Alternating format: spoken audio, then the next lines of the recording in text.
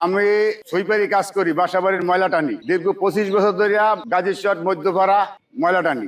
এখানে এরা আমার কাছে রাসেল, রানা এবং সোহাগ, রনি এরা আমার কাছে 60,000 চান্দা চাইছে, 60,000 টাকা প্রতি মাসে দেওয়ান লাগবে। আর যদি আমি না দেই তাহলে আমার ময়লা নেওয়া যাবে না। তাই আমি আমার কাছে ময়লা টাকা চাইছে দেখে আমি দেই নাই। আমি কালকে ময়লা ভরার সময় আমার মারধর করছে এবং আমার ছোট ভাইয়ের পকেটে বেতনটাই আনছে। এই টাকা ছিল 56,100, এটাও নিয়ে গেছে।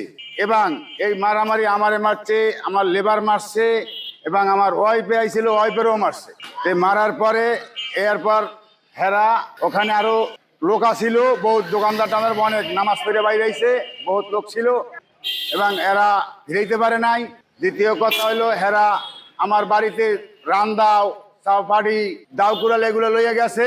আমি গাজীরচর মধ্যপাড়া, গাজীরচর মধ্যপাড়া ওরা কি পাইছে? ওর কাছে চাঁদা চাইছে আমার কাছে 60,000 প্রতি মাসে দিতে হইবে।